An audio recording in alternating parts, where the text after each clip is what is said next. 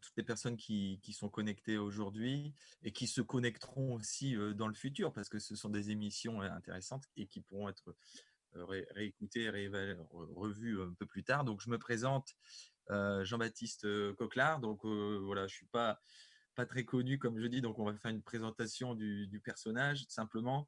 Donc, je suis pharmacien d'officine, donc qui veut dire aussi, ben voilà, champignon, parce que traditionnellement, les pharmaciens sont équipés, ont un bagage universitaire pour, on va dire, affronter, pour dialoguer autour des forces, de perpétuer cette tradition qui est ancestrale, un petit peu comme le cueilleur est ancestral.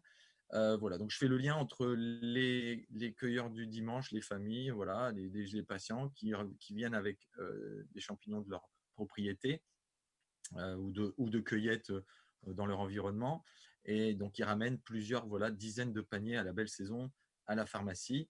Et donc, je ne suis pas tout seul. Donc, je suis basé dans les Hauts-de-France, plus précisément à Le Cateau, Cambrésis. C'est la ville natale de Matisse, pour ceux qui aiment l'art. Et voilà, donc je suis tout là-haut, tout là-haut, tout là-haut, dans le Grand Nord. Et donc, je suis pharmacien installé donc à Le Cateau, à la pharmacie du musée, depuis mai 2009. Et avec on va dire une thèse qui n'est pas du tout en mycologie. J'ai fait ma thèse de doctorat en pharmacie sur une plante médicinale traditionnelle américaine, l'Echinacea. J'ai eu l'occasion d'aller 2 années de suite, donc en juillet-août, aux États-Unis, pour dialoguer.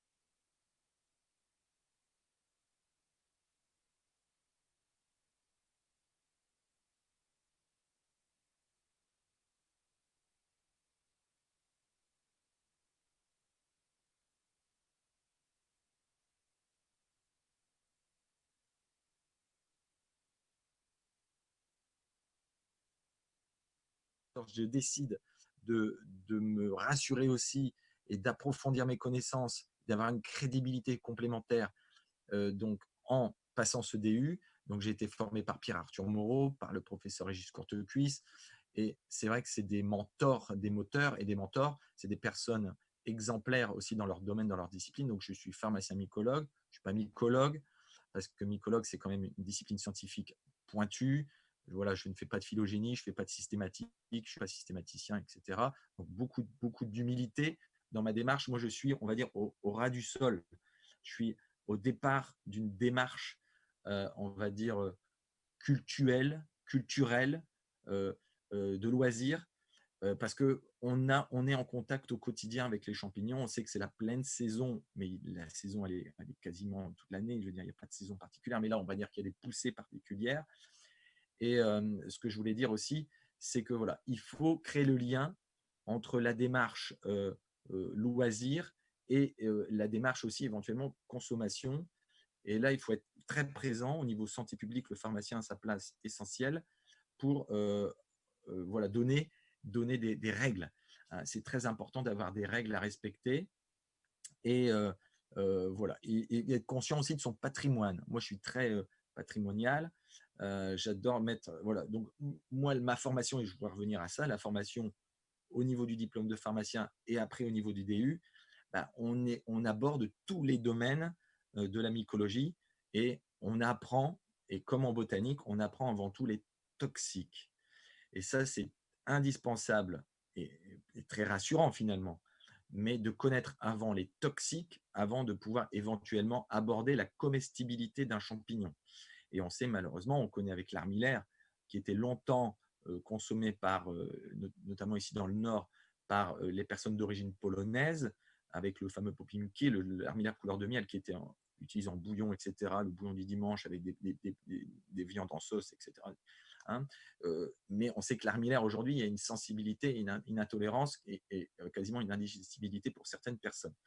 Donc, ce qu'il faut, c'est, grâce à cette formation que j'ai eue et que j'essaye de perpétuer aussi, parce qu'on n'a jamais fini d'apprendre, il faut toujours refaire une mise à jour de ses connaissances. C'est un peu, voilà, en septembre, c'est toujours une forme de on se réveille un petit peu, mais il faut repartir dans les bouquins, repartir sur le terrain.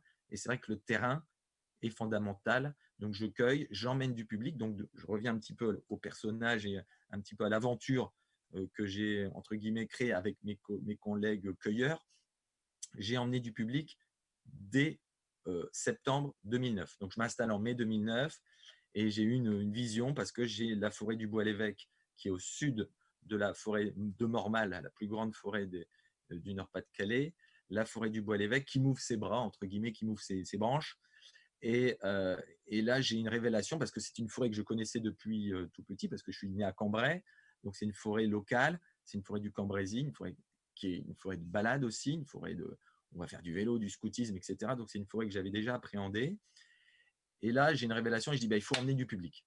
Il faut emmener du public, c'est-à-dire retrouver un peu ces fondamentaux, ces traditions oubliées. On sait qu'on est chasseurs, cueilleurs, pêcheurs depuis des milliers d'années. Et depuis l'invention de l'agriculture, ou du moins la maîtrise, si on veut, du sauvage, la maîtriser dans des cultures, bon, on n'a pas perdu cette tradition de cueilleur parce qu'il y a des baies sauvages, etc.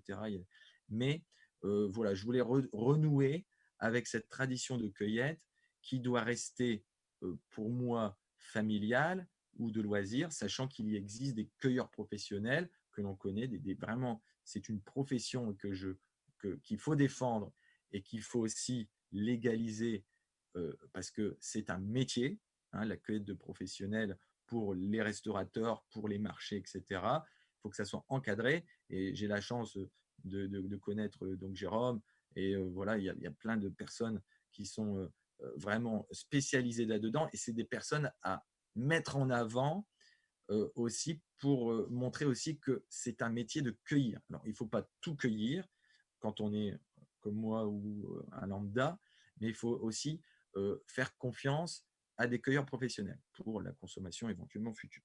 Donc, j'emmène du public en septembre 2009. Révélation, 6 personnes s'inscrivent.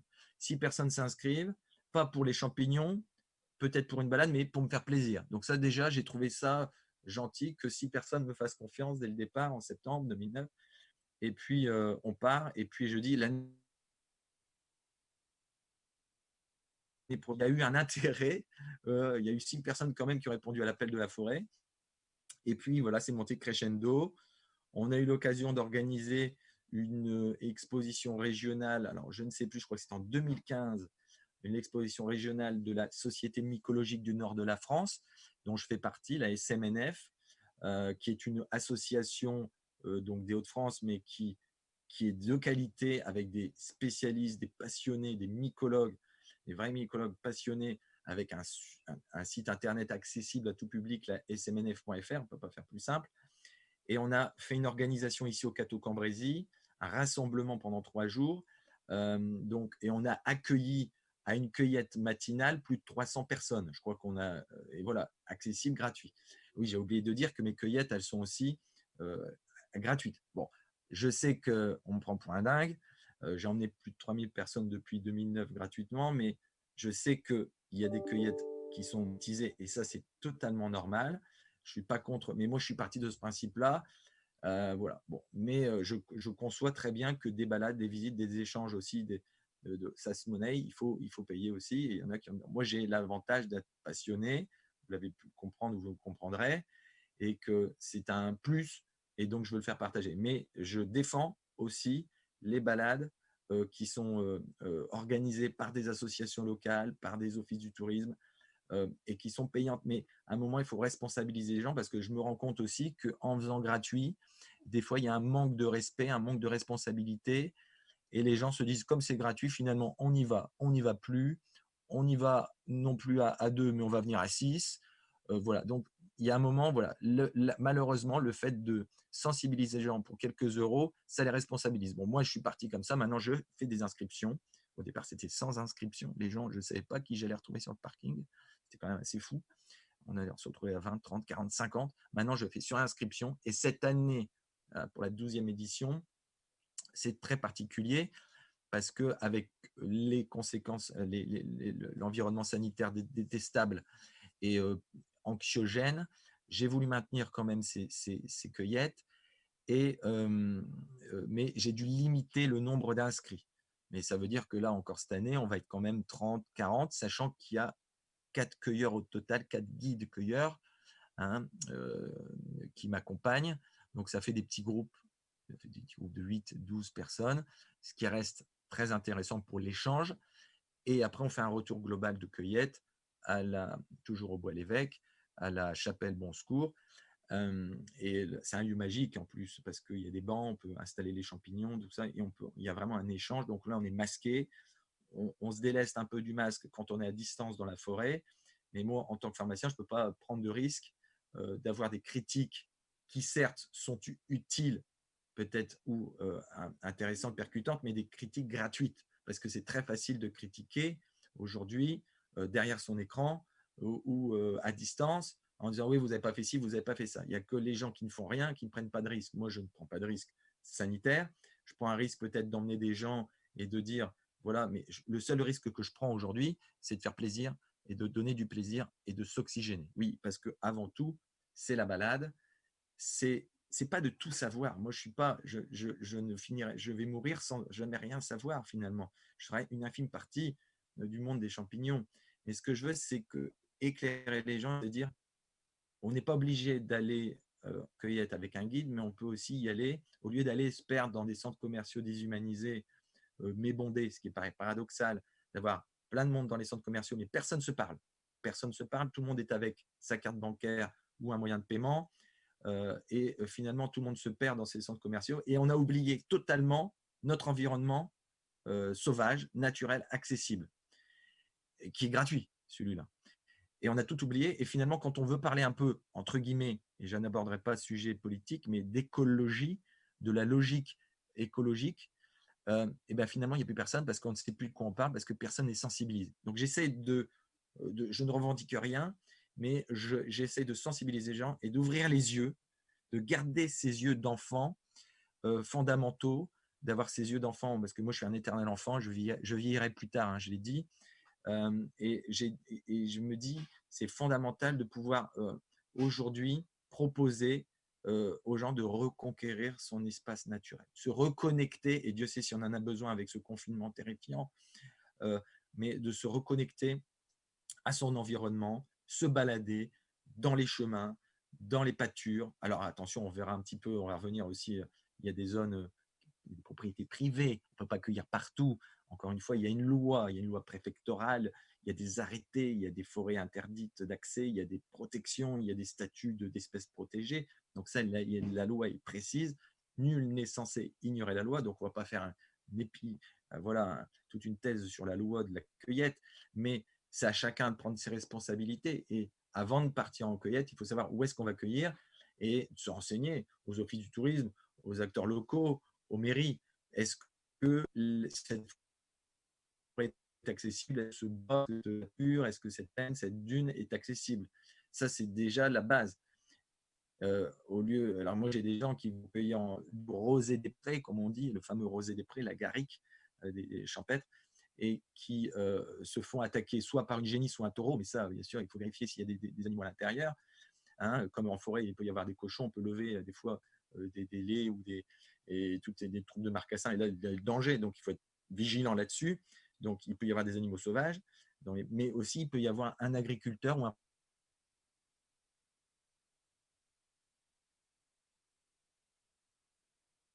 propre les chasseurs avec ce qui est là de plus précieux, c'est-à-dire son fusil pour lui. Donc, il faut vraiment être, il faut pas y aller comme ça un petit peu à l'aventure. C'est pas l'école buissonnière.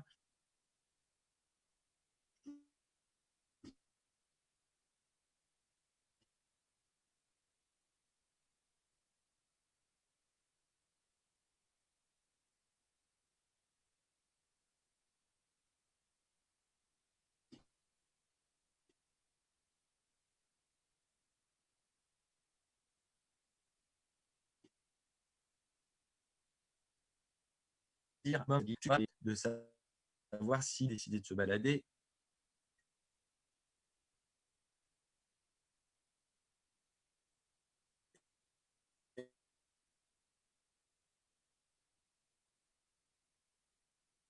et te prendre autour, faire ça va, mais c'est le moment d'investir dans des bottes parce que là, c'est l'automne. Mais c'est vrai que des bottes, tout le monde doit avoir une paire de bottes. Ça paraît fou. Des vêtements bien serrants, comme je dis, pour éviter les tiques. Parce que les tiques, on a besoin des tiques fondamentalement pour exister, pour une cueillette, il faut des tiques. Mais il y a les tiques aussi en forêt qui sont des redoutables euh, prédateurs. Donc, il faut être vigilant par rapport à ça. Vous n'êtes pas seul en forêt. Il y a du gibier, mais il y a aussi ces petits acariens, hein, ces tiques, qui peuvent s'accrocher à votre peau. Et donc, il y a forcément je dis toujours à la fin de la cueillette, il faut regarder le corps entier, même dans les plis, les endroits les plus secrets et les plus intimes de votre corps. Il peut se loger un petit tic qui va tomber dans votre col, descendre et passer l'élastique de vos sous-vêtements. J'en ai fait pas la triste expérience, mais tous les ans, j'ai toujours un petit tic qui passe à travers, donc qui passe pas par le bas, mais qui peut passer par le haut. Vous vous frottez dans les branches, donc un tic tombe dans votre col. Donc, il faut vraiment avoir une inspection scrupuleuse. Le tic, c'est vraiment et puis ça provoque, vous le savez, la maladie de Lyme, qui est aussi incroyable, mais on ne va pas non plus faire un débat là-dessus, mais qui a été complètement mis de côté. On est d'accord. La maladie de Lyme, c'est juste dans les livres. Ça n'existe pas sur le terrain. Mais bon sang de bonsoir, il y a des gens qui sont euh, contaminés par cette bactérie, la Borrelia, donc la borréliose, qui est une bactérie présente dans le tic. Tous les tiques ne sont pas contaminés par cette bactérie, hein. Mais il y a des zones en plus à se renseigner aussi s'il y a des zones d'infestation de tiques. Donc, on est porteur sans le savoir de cette borrélia qui peut dégénérer entre guillemets au niveau système nerveux, toute la motricité, etc. Et on va traiter ça pour une arthrose, pour un rhumatisme inflammatoire chronique, voilà, des polynévrites, mais on ne va pas chercher. Et finalement, on a lutter complètement ce problème du tic. Donc, des vêtements, donc l'étiquetage, vérifier l'intégralité au retour de cueillette de son corps. Bien évidemment, il faut partir avec un contenant si on a l'ambition de revenir avec des espèces, donc un ou deux contenants, ou avec un contenant aussi partitionné, c'est-à-dire un panier qui peut être partitionné avec d'un côté les douteux, les toxiques, et d'un côté éventuellement les espèces nobles comestibles qu'on a décidé éventuellement de traiter. Donc on sépare son panier. Soit on a deux paniers, soit au minimum on a un beau panier et on partitionne sans écraser, sans avoir une masse totale, parce que c'est terrifiant. Moi, je suis terrifié de voir des paniers arriver à la pharmacie qui sont complètement, ça déborde. Finalement, ça déborde. Il y a plus d'attirance. Et finalement, on retourne, ça s'écrase. Alors, même si c'est un panier d'osier, alors je ne parle pas du plastique et des seaux, hein, mais c'est écrasé. Et finalement, qu'est-ce qu'on fait? On perd de la matière. Il peut y avoir des limaces qui sont au fond et qui continuent leur travail. Donc, il y a le prélèvement qui doit être précis. Voilà. Alors, est-ce qu'il faut arracher, couper bien évidemment le plus proprement possible. Il faut respecter l'humus, il faut respecter le sol. Et ça, je sais que je ne suis pas le meilleur ambassadeur pour le dire ici, mais la cueillette, elle doit être propre. Ne mettez jamais de terre dans votre panier. C'est-à-dire, donc, on prélève à la base, on coupe, par exemple, pour les piottes élevées, on va couper la base du pied, on ne va pas tout déterrer. On peut prélever entièrement le champignon en allant légèrement dans le sol quand on va faire une identification, car il y a des critères fondamentaux qui sont enfouis. La volve, par exemple, pour les amanites, la radicelle, il y a des rhizoïdes qui sont fondamentaux pour identifier. Et c'est pédagogique. C'est pédagogique. On ne va pas tout couper parce qu'on sait très bien que s'il y a un rhizoïde, bah voilà, on va pouvoir montrer aux personnes autour, voilà, bah voilà, c'est pas une plante, c'est pas un végétal, mais par exemple, je parle toujours, alors je parle beaucoup, hein, vous avez remarqué, mais je fais du coq à l'âne, mais par exemple, pour l'œuf de phallus impudique, vous prélevez, alors qui peut être confondu avec des sclérodermes ou des petites vesses, mais l'œuf de phallus impudique que je fais déguster lors de mes cueillettes, j'adore ce petit goût de pois, ce petit goût de petit pois frais. Quand ce,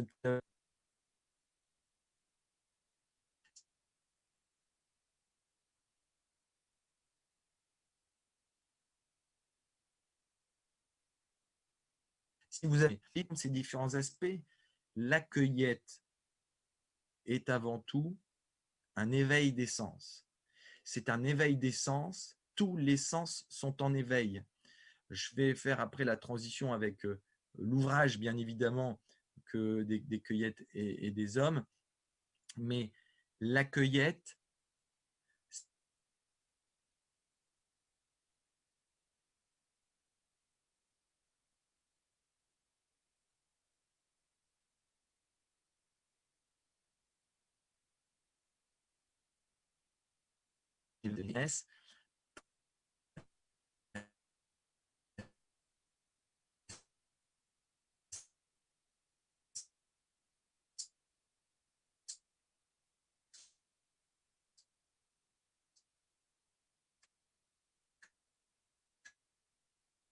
que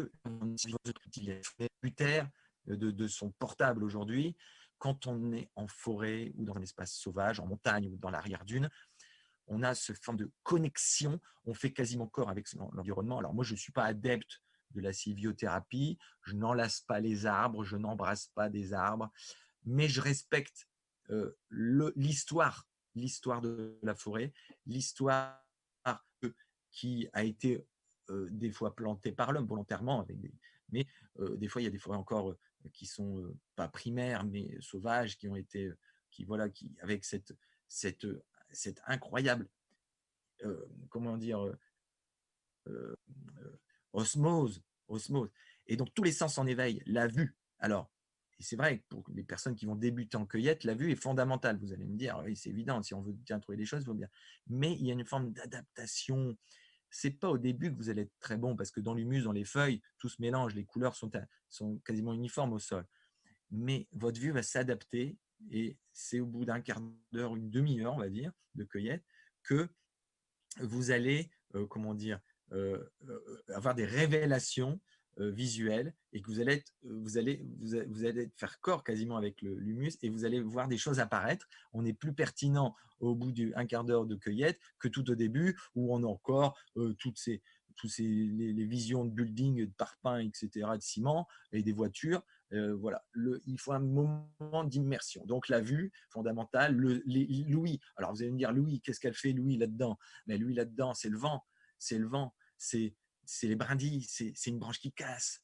Il y a des fois un gibier qui va passer, il y a les oiseaux, il y a tout ça, il y a tout, alors, voilà, le monde, l'environnement. Vous allez être en immersion avec votre environnement. Le toucher, moi, genre, le toucher, bah oui, vous allez toucher. On peut tout toucher. Alors, je ne veux pas prendre de risques, mais il n'y a pas d'intoxication au toucher. Bien sûr, on ne va pas mettre à la bouche, évidemment, mais on peut tout toucher. Moi, j'ai un plaisir important. Ce n'est pas un plaisir vicieux, mais c'est un plaisir fondamental aussi de prélever une amanite phalloïde. C'est quand même la première la première, la faucheuse, voilà, on peut l'appeler, c'est la première cause de mortalité par intoxication fongique en France et même dans le monde, la manite phalloïde, mais il faut la montrer. Si à un moment on ne la montre pas, si on ne montre pas sa volve, son anneau, sa construction, voilà, comment voulez-vous un jour ne pas hésiter et comment voulez-vous un jour de ne pas encore avoir d'accident. Donc dès qu'on voit une phalloïde, je la prends, je la prélève, je ne prends pas de risque, je ne dis pas allez-y, cueillez, mais je leur montre qu'il n'y a pas de risque. Après, on se la bien les mains en revenant, évidemment, mais c'est ça, il faut donc le toucher. Alors le toucher, vous allez dire, je prends, il n'y a rien de transcendant. Mais prenez par exemple, moi, avec mes petites expériences qui sont accessibles, la russule charbonnière. La russule charbonnière, mais elle est fantastique. Les russules sont grenues-cassantes comme les lactaires, ça casse comme de la craie. Et bien là, cette russule charbonnière, comme d'autres russules aussi, mais elle a ce côté lardacé. Vous passez votre doigt au niveau des lames, et qu'est-ce que ça fait? Vous avez une sensation de gras de jambon. On appelle ça, c'est lardacé. Et bien là, le toucher, c'est quand même, ou des chapeaux un peu gluants, des suillus avec ce côté gluant sur les chapeaux, on prélève, on touche, le toucher, fondamental. Qu'est-ce que j'ai oublié? Donc, on a vu l'ouïe, on a vu la vue, on a eu le toucher, on a le goût. Alors, le goût, c'est toujours délicat parce que le goût, on va dire qu'on ne va pas consommer de champignons crus. On va toujours les cuire. Bien sûr, on va laisser peut-être au chef de cuisine la façon de magnifier. Alors, vous allez me dire tout à l'heure, vous m'avez dit, vous avez dégusté votre œuf de phallus. Oui, bon, là, c'est vraiment dans le cœur de l'œuf. Il n'y a pas de risque de contamination extérieure. On limite les risques de contamination aussi par l'échinococose, la douve aussi. Bon, bien sûr, ça dépend des lieux humides pour la douve, mais l'échinococose avec les selles et les fesses de renard et même d'autres animaux. Voilà. Donc, on évite la consommation et surtout que là, on est au ras du sol pour les champignons. On n'est pas sur les baies, on dit faut consommer les murs sauvages à plus de 30 cm, 40 cm, à 1 mètre, allez. Au-delà du. Il ne faut pas prélever au ras du sol. Là, les champignons, je suis désolé, mais là, on est au ras du sol. Donc, qu'est-ce qu'on fait? Alors, ce qu'il faut, c'est soit une déshydratation, déshydratation, et comme ça, on conserve. Et en plus, on a le bien, on a un retour de cueillette toute l'année, quasiment, ces saveurs qui reviennent. Ou alors, il faut faire cuire. Donc, la cuisson. Donc, je ne prendrai pas de risque de dire on peut consommer du cru, même si on connaît les espèces emblématiques qui sont. Mais la mode du carpaccio, elle n'est pas révolue, mais soyons responsables et raisonnables. En public, on ne fait pas de consommation crue, mais le goût, on va parler du goût, on va parler de la petite amande, voilà, de notre œuf de phallus. Voilà, donc il y a beaucoup de sens, qui sont mis en éveil. Il y a peut-être un autre sens, un peu comme le goût, l'umami, là, qui, qui est un goût ou une sensation peut-être de bien-être aussi, une sensation d'apaisement. Il y a des études qui ont été faites sur le fait que euh, quand on pénètre dans une forêt, il y a une forme d'apaisement, d'une baisse du rythme cardiaque, il y a une forme de décontraction. Et ça, je pense que c'est validé et statistiquement, on peut remarquer que les gens sont moins tendus au bout d'une demi-heure de balade que juste avant. Donc, il y a une forme de. Et puis, les enfants, on voit que les enfants, on a toujours la crainte aussi, j'en parle aussi dans l'ouvrage, mais les enfants sont fondamentaux. D'une part, par rapport à leur taille. Et c'est des excellents trouveurs de champignons. Parce que le fait qu'ils soient plus ras du sol, ils ont cet avantage de voir des choses que vous ne voyez pas, parce que en haut de votre stature d'adulte, vous avez plus de difficultés à voir. Donc, eux, ils sont pertinents. Ils vont regarder. Et avec le bâton que vous devez avoir avec votre panier, ils vont aller soulever les branchages. Et puis, ça va vraiment être des éléments essentiels à la cueillette. Donc, emmenez vos enfants en cueillette. Ça veut dire aussi de les déconnecter des écrans. On sait que c'est une. Alors, je ne sais pas si c'est une sélection naturelle en les mettant tous sur les écrans et pour vouloir en faire plus tard des crétins, entre guillemets. C'est violent ce que je dis, mais des gens un petit peu bornés et puis qui sont dépendants de la publicité, des fake news. Vous imaginez, les fake news, ça fait partie maintenant de notre. On est entouré de fake news. Au départ, il y avait beaucoup de préjugés, mais maintenant, c'est des fake news. C'est-à-dire que c'est quasiment des reportages faux et qu'on va vous inculquer. Donc là, au moins, à ce moment-là, vous mettez vos enfants dans une liberté totale. Et peut-être qu'ils vont avoir des vocations, dire: «Bah, j'ai envie de faire du scoutisme ou j'ai envie de faire, par exemple, des stages», alors les fameux stages, de survie. Attention, on peut en parler, mais légalisons, bon sang de bonsoir, légalisons ces stages de survie, ces stages en autonomie. C'est un danger public. C'est pas de la responsabilisation, mais si vous tombez sur un guide complètement farfelu qui va prendre tout et n'importe quoi et qui finalement qui va vous mettre en danger, vous, parce que vous êtes adulte et vous avez décidé de consommer ça parce que vous êtes libre aussi, parce qu'en tant qu'adulte, on est responsable, vous lui faites confiance et vous vous retrouvez à l'hôpital. Franchement, légalisons les stages de survie. C'est important, ces stages, on va dire. C'est intéressant, cette approche un petit peu de s'autosuffire. Moi, je suis assez prudent. Je vais au brame du cerf, je peux dormir dans la forêt. De là à passer une semaine à essayer de récupérer l'eau, voilà, de faire des toilettes sèches, c'est très bien. Mais bon, je suis pas non plus, je suis pas un va-t-en-guerre, hein. Mais légalisons ces stages de survie. Mais les enfants, il faut les sensibiliser comme les langues étrangères au retour à la source. Bon sang, mais un œuf, ça vient du cul d'une poule. Le lait, il vient du pis de la vache. Mais les enfants, on se demande, ils voient des œufs dans des containers où il n'y a plus d'écailles. Bah, ils disent c'est la tradition, c'est normal. Voilà, c'est encore une synthèse de l'homme, c'est d'une création d'homme. Non, il y a des produits fondamentaux. Donc, il faut revenir. L'éducation, elle commence très jeune. Et pourquoi j'en suis arrivé là aujourd'hui? Pourquoi je m'énerve aussi? Je ne m'énerve pas, je suis très bien. Déjà, je bois un coup. Mais pourquoi? Parce que j'ai eu des professeurs aussi, pas d'université, certes, Régis et Pierre Arthur ont été des éléments déclencheurs éclairants. Mais j'ai eu l'occasion de rencontrer un de mes profs de bio en seconde qui m'a fait mon premier herbier. Je l'explique, ça a été très compliqué, mais d'aller en forêt, d'aller dans les chemins, d'aller chercher les petites herbes, d'aller chercher les feuilles, les arbres. On avait voilà, une liste d'espèces à retrouver, mais c'est une chasse au trésor. Mais ça, mais c'est étayant. Finalement, on ne le sait pas à ce moment-là, on le fait parce que c'est galère. On préfère aller faire un tennis, aller faire un peu de.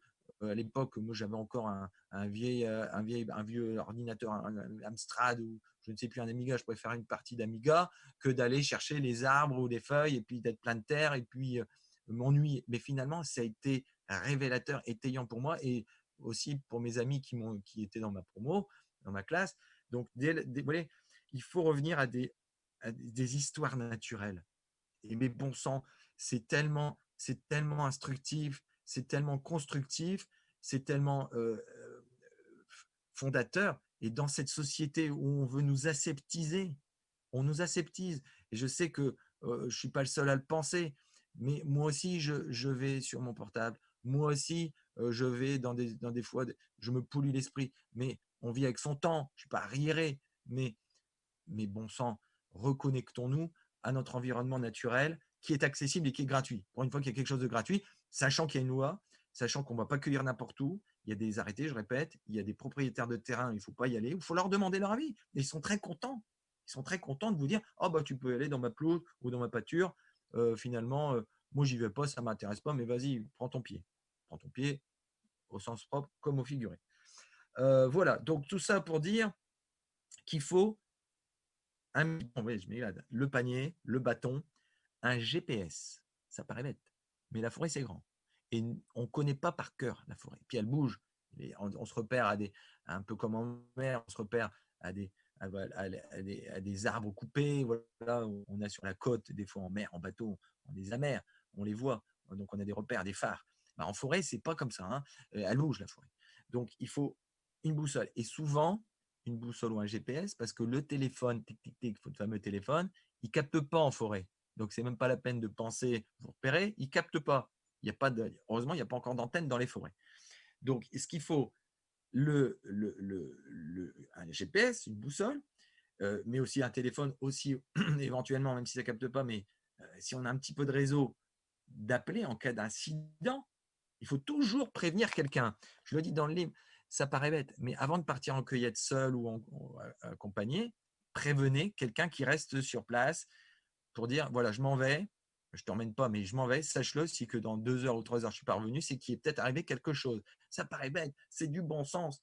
Donc, prévenez vos proches, ou des amis de votre départ en cueillette. Ce qu'il faut aussi, c'est un équipement, on l'a dit, l'équipement, le parka, le ciré, parce qu'on peut vite avoir froid s'il pleut. On peut vite avoir froid, avoir une hypo, donc il faut prendre à manger aussi, même si on ne part pas très longtemps, mais on peut prendre une barre de céréales, un fruit, etc. Ça, c'est important. Et des vêtements de rechange éventuellement, hein, des vêtements de rechange qu'on aura laissés dans le coffre. Voilà, donc le téléphone, il peut être intéressant pour prendre des photos. Les photos, alors ce que je dis aussi, alors ça va paraître curieux, mais on peut cueillir avec ses yeux. Alors on cueille avec ses yeux, vous allez me dire, c'est quoi ce qui est encore parti loin lui. Non, mais on peut revenir avec des belles photos et apprécier un retour de cueillette sur photo. On n'a pas besoin d'être photographe pour faire des photos. Aujourd'hui, nos appareils de téléphonie mobile sont, comment dire, respectent et il n'y a plus trop de grains. Et on arrive à avoir une belle photo. On peut alimenter son Instagram et parler de ses retours de cueillette. Donc, on n'est pas obligé de prélever finalement. On préserve la ressource tout en la mettant en valeur. C'est-à-dire que on va montrer une photo, mais on a laissé la ressource. Parce que le pire aussi dans les cueillettes sauvages, c'est qu'il y a des sauvages. Il y en a qui cueillent anarchiquement, ils font un remplissage terrifiant de leur panier, c'est tout prendre, rien en laisser pour les autres, on prend tout, on s'en fout. Qu'est-ce qu'on fait de la ressource? L'année prochaine, il n'y aura plus rien. Si on a piétiné le terrain, on n'est pas des… Mais bon sang, la nature nous offre, elle nous offre ce qu'il y a de précieux. Nous, ce qu'on se contente, c'est quoi? C'est de fusiller tout ça, de tout cramer, de faire des tables rases de tout ça. Respectons fondamentalement la ressource. Le pire ennemi du champignon, alors c'est pas moi qui le dis, j'ai lu, j'ai appris, mais c'est vrai que je le constate. Le pire ennemi du champignon, c'est le piétinement, l'écrasement. Alors, on le sait, c'est un gros souci, la vie de la forêt. Son avis propre, l'avis veilleux. La vie de la forêt, c'est quoi? C'est un entretien par des organismes assermentés, réfléchis, éclairés normalement, mais c'est du business. Donc, on fait des coupes. On s'en fout de savoir s'il y a une espèce protégée, s'il y a une… Ils y vont, ils cassent, ils coupent, ils envoient en Belgique, ça part en Chine et ça revient manufacturé. Bon, ok, hein, pas de problème. Mais un peu de réflexion, là, je vois des trouées complètes. J'ai mes petites stations comme tout le monde, on a ses petits coins secrets. Bah, j'y vais là. Bah, c'est quoi? C'est un chemin. C'est plus une forêt, c'est un chemin. Il y a eu des bulles qui sont passées, ils ont tout laissé. Ils ont pris les troncs, ouais, bah, les troncs, en un mot, pas, ouais, parce que j'aime bien les jeux de mots. Mais ils ont pris les troncs et ils ont laissé les branchages. Et bon, et voilà, ça fait de broussailles. C'est encore pire que la ronce. La ronce, on va dire, on la respecte, la ronce. Mais là, c'est des amoncellements. Et ça va rester là des années. Ça va rester des années. Par contre, il faut savoir se renseigner, aller vers les personnes habilitées, donc des pharmaciens mycologues, des associations naturelles. Il y a des forums, il y a des très bons forums. On ne va pas tout critiquer, mais il y a des très bons forums sur les réseaux sociaux où il y a des modérateurs qui sont dignes de ce nom et qui valorisent aussi leur page ou leur page Facebook, pour ne pas le nommer. Mais voilà, donc on a quand même des outils intéressants de communication.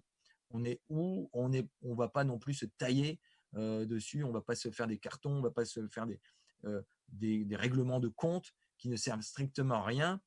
Encore une fois, là ici, on ne parle que de champignons, on ne parle que de choses qui poussent un petit peu comme ça de façon hasardeuse, mais c'est très complexe, mais finalement très, très intelligent. Le champignon, vous le savez, il n'y a pas de forêt sans champignons, il n'y a pas de champignons sans forêt. Mais on aime bien parler de symbiose, même s'il y a du parasitisme, mais on aime bien parler de cette liaison intime qui est fondamentale pour notre survie. L'humain ne pourra jamais survivre, il ne pourra jamais encore vivre des milliers d'années si on ne respecte pas un minimum cette poche de survie, cette poche de sauvage.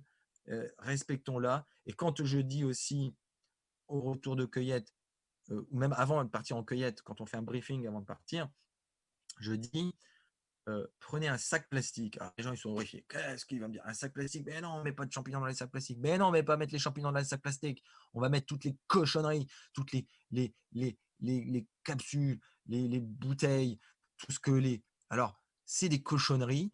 Autant, moi, j'apprécie de voir des sangliers, hein, des cochons sauvages. mais finalement, il y a aussi d'autres cochons qui sont pas sauvages, qui sont humains et qui dégueulassent totalement, qui font des déversements.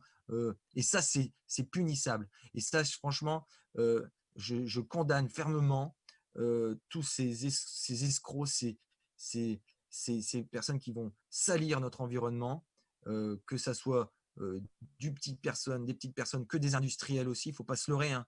Il y a des grands noms, hein, qui polluent notre environnement, on les connaît. Donc là-dessus, je dis aux gens, prenez un sac plastique ou on fait un sac plastique pour 10 et on remplit et on met les déchets. Et, et au moins, on aura nettoyé un peu et on aura valorisé aussi. On aura, euh, c'est un peu le retour, c'est l'échange. C'est de dire, la nature nous donne et en échange, on te fait une petite beauté. Et ça, je pense qu'on est capable de le faire, hein, de nettoyer son environnement. Donc, respecter les lieux, respecter les animaux, respecter aussi les clôtures aussi, parce que les panneaux aussi, respecter les panneaux d'interdiction. Il y a des fois des panneaux, c'est marqué chasse en cours.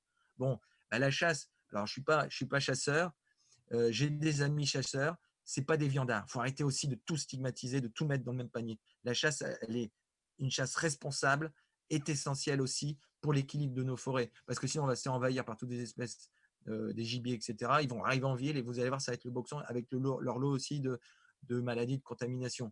Donc la chasse doit être mise en valeur aussi. Et bien sûr, on ne parle pas de barbarie, on ne parle pas de souffrance animale, on parle qui sont à condamner, évidemment, 100%. Mais on parle surtout de gestion environnementale voilà, c'est un art aussi, la chasse. Donc respectez aussi les panneaux quand c'est marqué chasse en cours.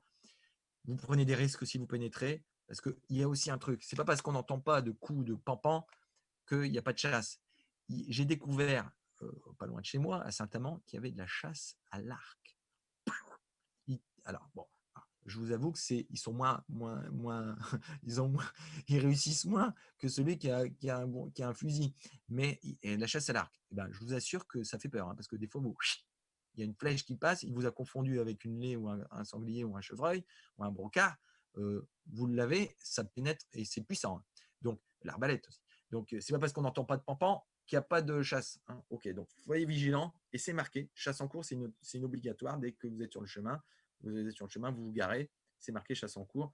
Donc, soyez vraiment, vraiment vigilants là-dessus. Renseignez-vous aussi. Renseignez-vous aussi. Donc, tout ça pour dire que l'accueillette est accessible à tous, tout en ayant un minimum de bagages, un minimum de connaissances. On ne part pas à l'aventure. C'est une aventure qui doit être construite, c'est une aventure qui doit être réfléchie. Euh, c'est fondamental. Tout ça aussi, pour terminer, il ne me reste pas longtemps, il me reste un quart d'heure, pour vous dire que toutes ces aventures, ces connexions avec notre environnement, ces rencontres humaines, m'a permis de rencontrer des chefs que j'appelle cueilleurs de goût, des chefs de cuisine qui sont encore sensibles à leur environnement et qui ne font pas que du manufacturé, qui ne font pas de l'insipide et qui vont encore aller chercher dans l'environnement des ressources, pas pour, comment dire, pas pour fournir leur restaurant complet, mais s'inspirer de son environnement pour pouvoir maîtriser le sauvage. C'est un concept que j'ai en écrivant le livre des cueillettes et des hommes. C'est un concept que je me suis mis comme ça, qui m'a éclairé l'esprit en disant on peut maîtriser le sauvage, même si le sauvage reste le sauvage, mais on peut faire pousser, vous savez, son ortie, on peut faire pousser son pissenlit, son plantain, avoir son carré de potager, mais on peut maîtriser le sauvage, faire son ail des ours. Alors, je parle pour les espèces végétales, mais comme ça, on ne prend pas de risques, on va dire, on prend moins de risques, même s'il y a des risques, hein, dans le potager avec les contaminations épidémiologiques, mais on peut maîtriser le sauvage. Donc, on apprend du sauvage, ce qu'on a longtemps délaissé, oublié au profit d'aliments complètement créés par l'homme, complètement dégueulasses. On va détruire des forêts complètes pour faire une pâte à tartiner dégueulasse. Je suis désolé, mais ça aussi, c'est un scandale. Je m'étale, mais ça, c'est la fatigue. Non, c'est parce que j'ai soif. Mais on est capable du pire. Dans le meilleur, on est capable du pire. Et, et ce que je veux dire, on a des qualités intrinsèques pour montrer la vraie valeur de l'homme. Et il y a des chefs de cuisine qui sont comme ça, qui sont sensibles à leur environnement, à leur terroir, et que j'ai eu la chance de rencontrer, dont j'en ai rencontré non pas des centaines, mais une petite dizaine avec qui je collabore régulièrement. Et j'ai eu l'occasion donc d'avoir eu le contact avec les éditions La Martinière il y a 2 ans et qui m'ont proposé de raconter ces histoires de balades sauvages, gourmandes et voilà, et éclairantes, des partages de balades dans un livre et en mettant en avant ma région de cœur, ma région surtout de cœur et de naissance, les Hauts-de-France. Et je suis très fier de partager un peu de cette beauté, de la beauté des Hauts-de-France, parce que sachez que les Hauts-de-France sont très jolis. Il n'y a pas que des terris. C'est très beau un terri maintenant, ils sont revalorisés. Mais il n'y a pas eu que de la souffrance dans les Hauts-de-France. Il y a beaucoup d'amour, il y a beaucoup de beaux endroits sauvages. On a des très belles forêts. Sur les côtes, la côte d'Opale, la baie de Somme, ma baie de cœur, mon havre de paix, la baie de Somme qui est magnifique, magistrale, euh, le lieu de toutes les inspirations incroyables. C'est, j'ai décidé d'emmener 4 chefs aux 4 coins des Hauts-de-France, en partant bien évidemment de mon petit cœur, de mon territoire de naissance, le Cambrésis, avec la forêt du Bois-l'Évêque que je vous évoquais au début. Donc j'ai emmené Damien Laforce, le chef Damien Laforce, euh, qui est un chef chasseur, cueilleur et pêcheur. Lui, il avait 3 étiquettes, mais un bon chef, un chef raisonné, un chef curieux, mais pas dans le trophée absolu. Il est dans la raison. Donc Damien Laforce, que j'ai emmené dans le Cambrésis. J'ai eu la chance d'emmener Florent Laden, qui est chef à Boschep, dans les Flandres, au nord de Bayeul, pas loin de Lille, mais dans les monts des Flandres. Florent qui m'a fait confiance il y a 8 ans de cela, à la sortie d'une émission de cuisine très célèbre sur la 6e chaîne. Et il m'a fait confiance. Pourtant, il n'était pas du tout réceptif à ça. Il sortait de cette émission, il était complètement aveuglé par tout l'engouement que ça avait porté autour de lui. Et il m'a dit, mais emmène-moi, j'ai besoin de me reconnecter, ça va me faire du bien. Il a eu raison. Donc, j'ai emmené euh, pour quelques cueillettes Florent Laden pour la Flandre, donc le Cambrésis, la Flandre. Euh, Au sud, on a été dans l'Oise, on a été autour de Pierrefonds. Le château de Pierrefonds, c'est le premier château que j'ai visité dans ma petite vie quand j'étais enfant. Et on a visité le château de Pierrefonds et les marais du château de Pierrefonds. Et j'ai emmené Jean-Marc Notelet. Jean-Marc Notelet, c'est un chef incroyable parisien, mais qui du Nord, qui a fait ses études de cuisine à Vennes-sur-Helpe, qui était ancien footballeur professionnel. Quasiment, il aurait pu devenir, il aurait pu être l'ailier de Papin, Jean-Pierre Papin, mais il n'a pas décidé. Il a décidé, je vais faire à manger. Et maintenant, il a une superbe adresse à Paris, la bistronomie. Il était au départ de la bistronomie, donc c'est des cuisines généreuses, des cuisines vivantes, des cuisines goûteuses, cuisines accessibles au niveau financier et sans fioriture.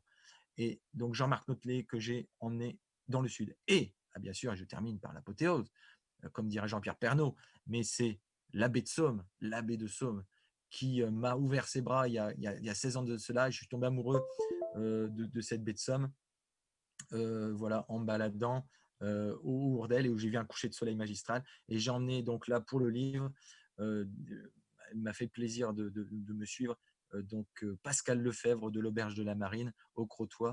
Et donc on a fait des cueillettes et des hommes, bien sûr, mais c'est avec un grand H parce que la plus belle des femmes est à l'intérieur, c'est mon épouse. Ça, je fais une petite parenthèse, donc c'est un H au pluriel. Donc on a fait des cueillettes des hommes. Donc on a fait des cueillettes, des retours de cueillettes et on a créé pendant la cueillette avec ce qu'on avait.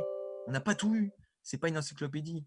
Mais ce que je veux dire, c'est pas une encyclopédie ce livre. C'est juste des retours de cueillette et on a essayé de créer, de magnifier ce sauvage en le respectant, se magnifier le sauvage dans des assiettes. Donc c'est un livre de balade, c'est un livre de balade, de cueillette de végétales et de fongiques, et un livre aussi qui apporte 45 recettes qui sont de tout niveau, et on a essayé de magnifier. Donc ce livre, il est pas pour moi, c'est une parenthèse, c'est une histoire naturelle, c'est des histoires naturelles comme on aime, des balades avec un photographe de génie, Guillaume Zverve, qui est plus qu'un photographe, c'est un artiste qui a su, entre guillemets, montrer la vraie valeur de ce sauvage dans des photos incroyables qui sont quasiment des œuvres d'art. Mais je le remercie encore, Guillaume, de m'avoir fait confiance et de m'avoir accompagné dans ces cueillettes.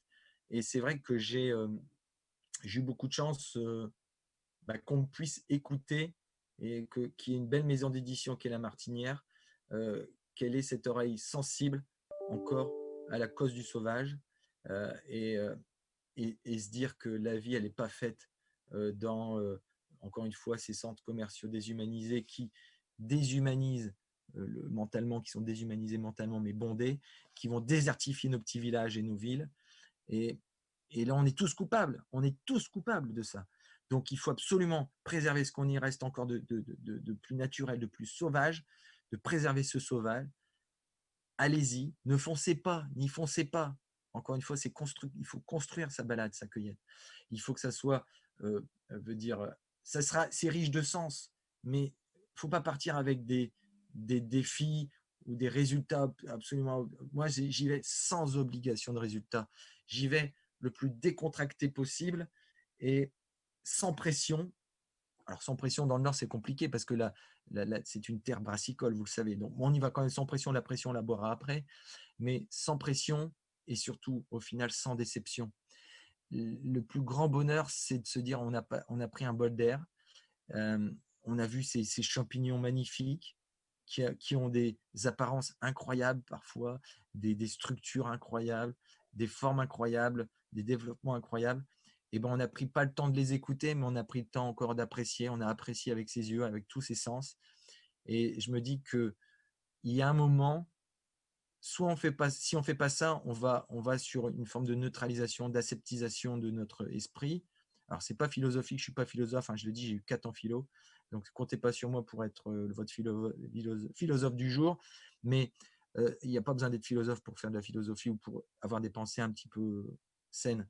Et ce que je veux dire, il faut absolument, absolument, même si c'est qu'une fois dans l'année en vacances ou si on va en camping, etc., se reconnecter, ouvrir ses yeux aux champignons, aux espèces sauvages végétales, aux insectes, aux papillons. Alors ça paraît bucolique ce que je vous dis, mais c'est très constructif et c'est et voilà, c'est tout. C'est le cœur qui parle. Je ne veux pas convertir. Je suis ni un chaman ni un gourou. Je commence par ça dans le livre, hein, des cueillettes et des hommes. Pour celui qui, je vois beaucoup de pubs, hein, mais j'ai droit à un petit moment. Donc la petite pub. Il y a aussi le livre magnifique, c'est le plus beau livre qui existe sur les morilles au monde. C'est Pierre-Arthur Moreau et de Philippe Chloé, qui sont Philippe qui est confrère aussi, mycologue comme moi. Ça, c'est un cadeau qu'on peut s'offrir, mais ça, c'est un cadeau pour les générations futures, pour un genre de champignon, la morille. Mais c'est fascinant. Ça, on apprend des choses. Et ça, ce livre, ça fait la transition avec mon professeur que j'embrasse, j'apprécie énormément, Pierre-Arthur Moreau, lui qui habitait, lui il est mycorhizé, lui, parce qu'il a cette pédagogie, cette transmission et cette aisance, mais aussi cette humilité, et parce qu'il faut beaucoup d'humilité dans la mycologie. Et on a une phrase en commun, et je vais clôturer là-dessus avec Pam. On a une phrase en commun. Lorsque j'ai fait le DU, on tardait le soir parce qu'à un moment, il faut se détendre. Et on a dit, le champignon pousse à l'humidité et le mycologue à l'humilité. Voilà, je vous laisse réfléchir. Et puis, en tout cas, je vous souhaite un bon forum. J'embrasse toute la région de Saint-Bonnet, de Saint-André, où j'ai eu l'occasion l'année dernière de faire des magnifiques rencontres. Toute cette magnifique merci pour votre accueil légendaire. J'espère qu'on va se retrouver de vive voix et de solide et on pourra se faire des gros câlins et tout parce qu'on en a cruellement besoin. Je vous embrasse. Bon forum à tous et merci à Stéphane pour l'organisation et à toute la team qui tourne autour. À plus tard.